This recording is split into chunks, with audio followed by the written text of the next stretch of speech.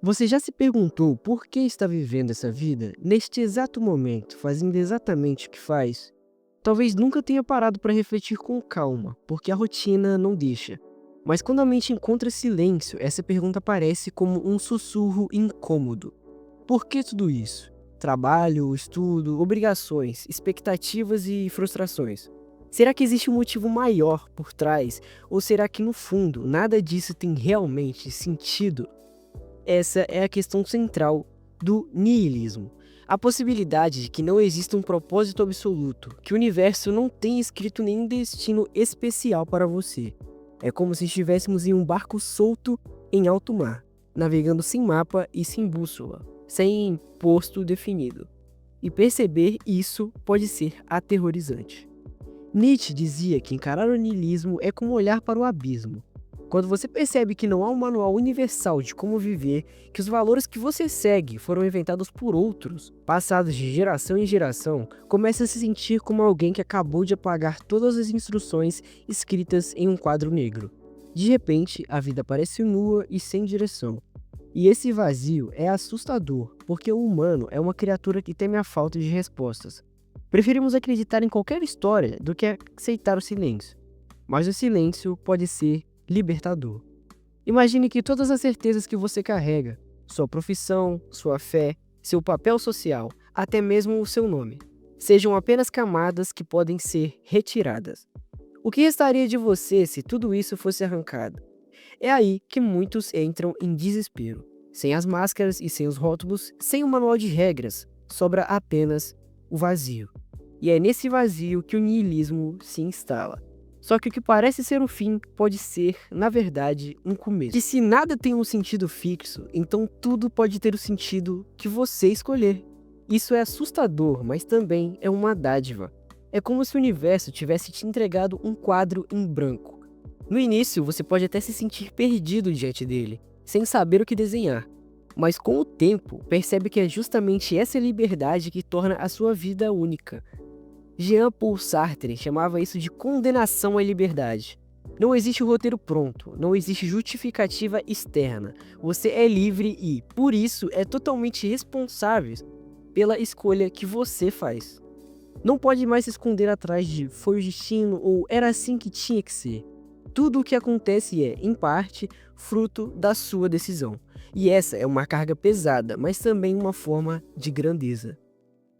O niilismo, quando compreendido de forma profunda, não nos leva à apatia, mas à autenticidade. Porque se nada tem valor por si só, cabe a nós criar valor. E esse valor não precisa ser universal, não precisa ser aceito por todos, não precisa estar escrito em nenhuma pedra sagrada. Basta que seja verdadeiro para você. Como disse Nietzsche, torna-te quem tu és. Essa frase não é um convite à arrogância, mas à coragem de assumir a própria vida como obra de arte. E uma obra de arte não segue fórmulas, ela é feita de risco, experimentação e verdade.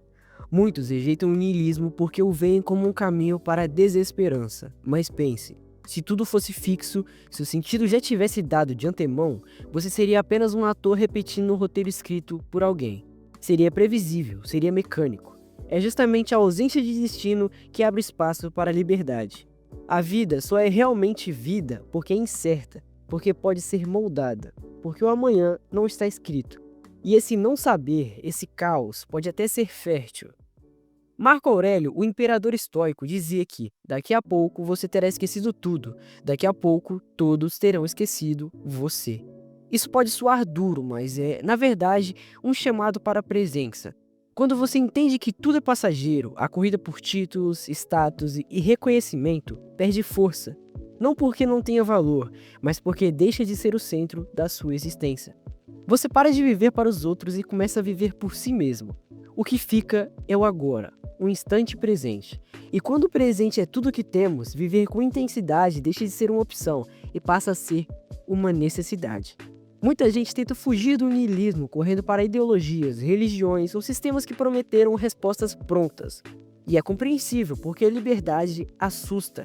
Mas o risco é viver sempre à sombra de valores herdados, sem nunca criar os seus. Nietzsche falava de transvaloração, destruir os valores antigos para criar novos, não como rebeldia vazia, mas como afirmação de vida. É como demolir uma casa velha e instável para construir uma que realmente seja sua, com fundações sólidas porque você escolheu cada tijolo. A pergunta é: você tem coragem de construir a própria casa ou vai continuar morando na casa que os outros ergueram? Albert Camus, refletindo sobre o niilismo, trouxe a imagem de Sísifo, condenado a empurrar uma pedra-montanha acima apenas para vê-la rolar de volta, repetindo o processo para sempre. À primeira vista, é a imagem perfeita do absurdo, um esforço sem sentido, uma vida sem finalidade. Mas Camus dizia que devemos imaginar Sísifo feliz, porque a grandeza não está no destino da pedra, mas na dignidade de empurrá-la.